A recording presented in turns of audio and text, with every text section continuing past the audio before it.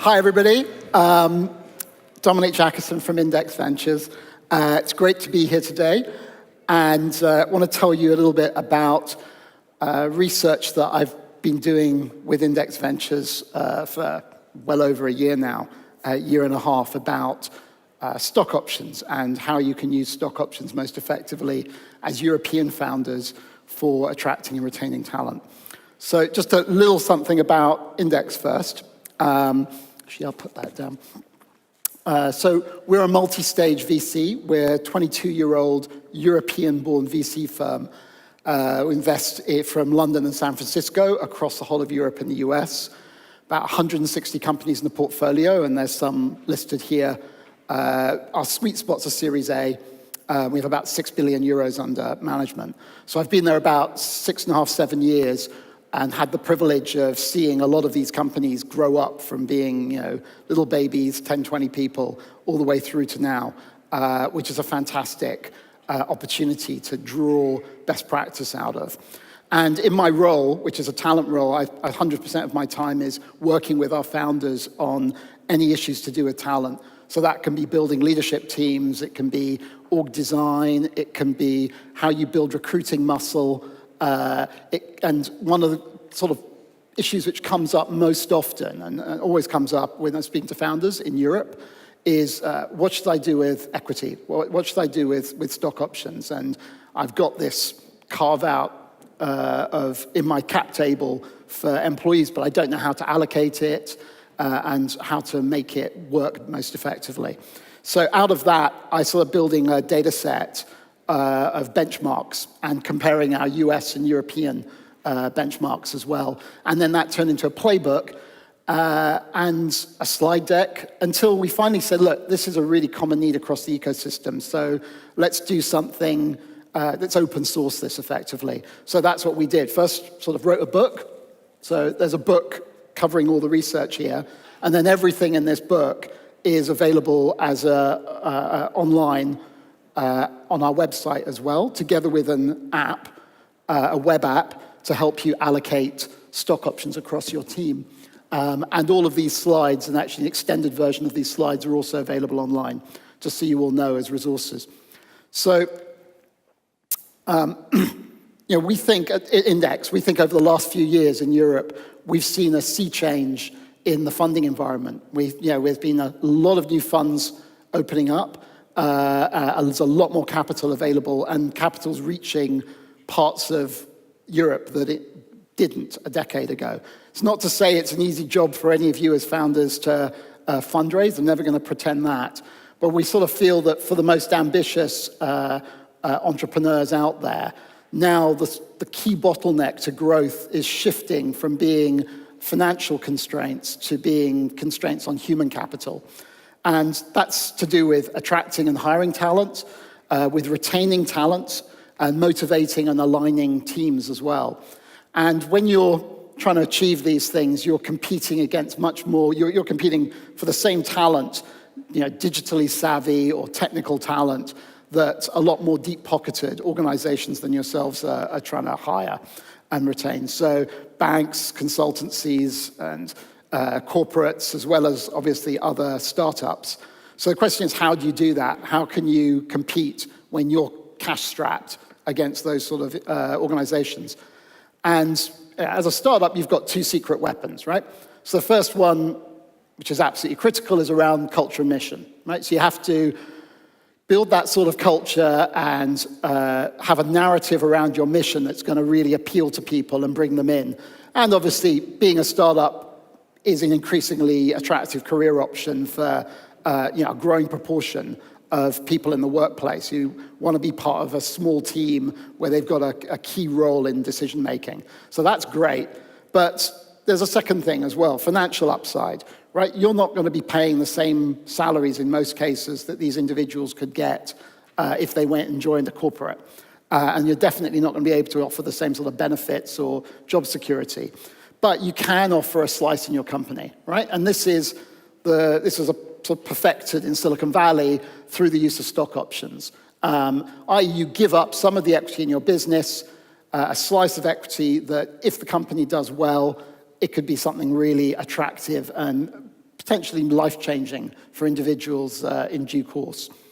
So when we sort of did research on benchmarking the US versus Europe, this is a graph showing from inception, seed, through Series A to D, what the ownership structure in startups looks like in the US. So obviously at inception, founders own 100%.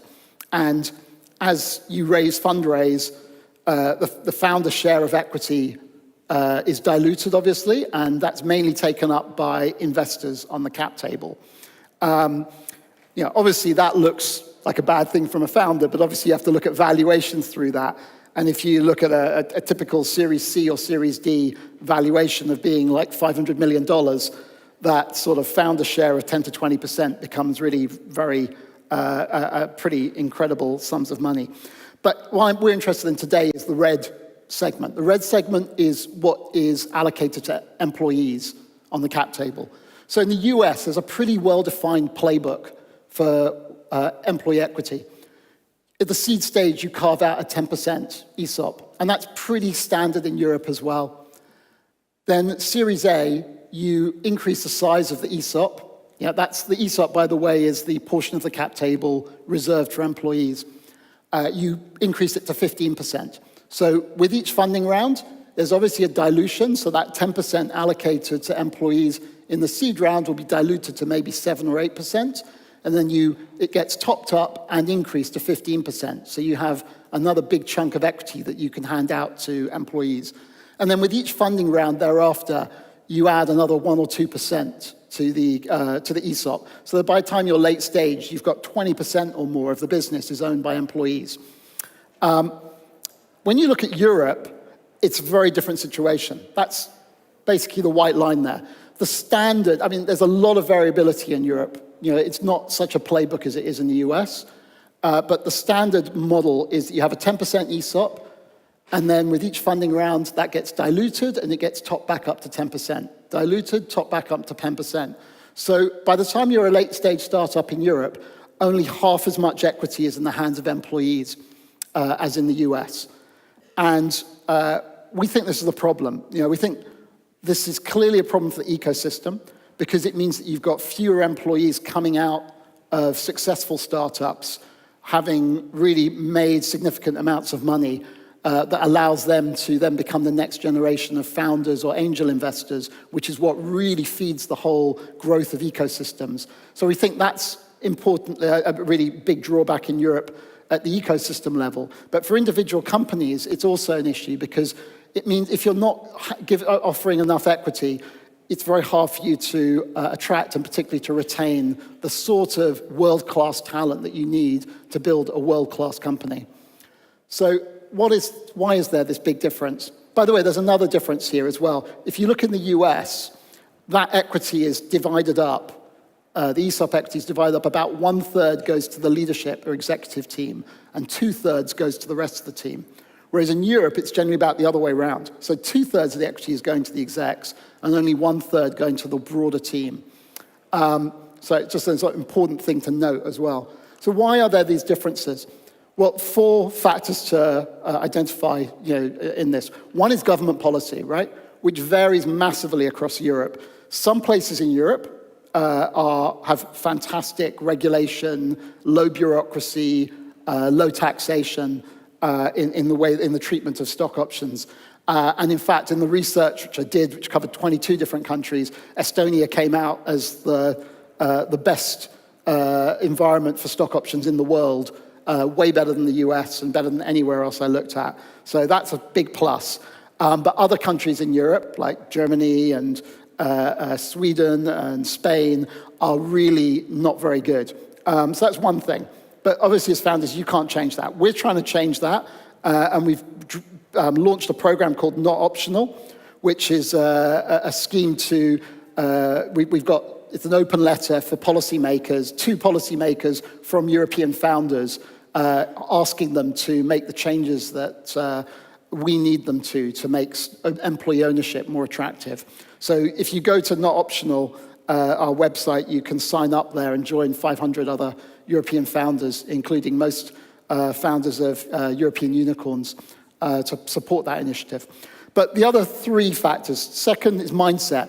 And that's probably what I want to try and change, as, if you're not already fully on board with what I'm saying, to try and help you to make that jump. Because as founders, obviously, equity is the most precious thing you have. It's the ownership of your baby. And giving it up feels difficult. But our argument would be it's better to share the pie in order to grow a bigger pie than to hold on to it and potentially have a smaller pie. So it's that mindset of founders and investors sometimes that needs to shift, but it's also the risk appetite of talent. Because obviously it's difficult. In Europe, not many people insist on having equity when they join a startup. So it's very easy as a founder to say, well, why should I give up my most precious asset if I'm not required to by the market, if the talent isn't requiring it? And that's a key, it's a key argument against what I'm saying. But my counter to that is you might not need that equity to hire those people in the first place. But if you imagine a few years down the line, when you're successful and you've grown up and you're suddenly hot property, you're going to have a lot of other companies trying to hire your team because you're known as having a great team. And if you haven't created a moat, a protection mechanism to retain those people, they'll be very tempted to jump ship and join somewhere else where they can earn more and that might be offering them very attractive equity. So if you offer the equity early, when you have a low valuation, it locks in and motivates your top people. And the fourth one is lack of benchmarks, just how much should you offer? So I'm going to jump in with a few tips here. There's loads of tips in the book, and this whole deck, which has 20 tips, is online on the site, but I'm just going to give you a flavor for some key ones in the remaining time. So first one, right size your ESOP. So I showed you the graph earlier about the size of ESOPs in Europe and the US, and the Europe being a flat line 10%. In the next generation of successful European startups, we believe that ESOP size is going to steadily increase with each round. So it might start at 10% at seed and then go 12, 14, 16% with each round. And if you're in a deep tech sort of sector where that technical talent is really, really hard to attract and retain, it might be more like 12, 14, 16, 18. So that's like a top-down view of how much you should allocate your ESOP. Second one is what should your allocations be when you're at seed stage? So for those first few employee hires that you make. Now, I mentioned this web app that we developed called Option Plans. If you can go to optionplan.com, it will tell you it will guide you through what's your valuation, what's your funding situation, a few simple questions like that. And then you can set up your team according to seniority and role, and it will suggest to you benchmarks for what you should allocate. Just to give you a flavor, generally it's a very senior software engineer in a seed stage company. You might be looking at somewhere between 1% and 2% equity. For a mid-level software engineer, it might be 0.5%. For a junior one, it might be 0.1, 0.15. But those benchmarks are all wrapped into the app. So I'd recommend that you go there to find out more. When you're making grants at seed stage, an important thing to bear in mind, the difference between the US and Europe. In the US, seed stage companies will almost always already have the legal plan for stock options in place because it's boilerplate, it's very cheap to set up. You don't even need a lawyer, it's just you hardly need a lawyer, it's very, very cheap. In Europe, it's much more fiddly, it costs more money, so often founders say, we won't do it until we raise a Series A. Therefore, if you're making option grants to seed stage employees in Europe, often, not always, but often, there'll be promises. And when you're making promises without a legal backing, you need to reassure the employee that it's real, but at the same time, you need to be very clear what is being offered and what isn't. So watch out for things like, if you talk about ownership of the company, are you talking about before or after your next fundraise? If you're talking about the date, when does the vesting period on the option start? Is that from the date that you set up the plan, or is it from the date that the employee started? There's things like this that you need to be very clear about, because we've seen situations where promises are made, and then when the actual plan is set up, maybe 6 months, 12 months later, there's a disagreement between the founders and the employee as to what was promised, and that can then cause negative feeling. So be very careful about that. Next recommendation we'd have is make everyone an owner, right? Is give some equity some stock options to every individual in your team. And this applies even as you're growing to at least up to 150 employees. There's some data here showing how frequently that happens, right? In Silicon Valley, it's close to 100% of startups will give equity to everybody through to that type of size. If you look at the rest of the US and the UK, it's about 2/3, but the rest of Europe, it's only about 1/3 of startups do this. We feel this should change. Partly it's just about startup culture and being part of that culture of where if inclusivity and high motivation and alignment in your team, that everybody has a stake, you're all pulling in the same direction. But there's also a very pragmatic reason for this, which is it comes back to people in Europe often don't really understand stock options. So a large part of your task, when you're using stock options, is educating your team, making them aware of the value of the stock options and why it's should be motivational for them. If you're only giving stock options to some people in the team, it's very difficult to scream and shout about it in all hands meetings or when you have offsites or whatever. You have to pull in a few chosen people in the team, and that can create a sense of them and us. It can create negative feelings in the team. So even if you're only giving a very small amount of equity to some people in the team, give something to everybody. This is sorry, it might be too small to read, but if you know something about how stock options work, the classic model in the US is a 4-year vesting. So you make a grant, and then that is vests over 4 years. Each year, 25% of the grant will vest. Usually it's monthly, actually, but just for ease of explanation.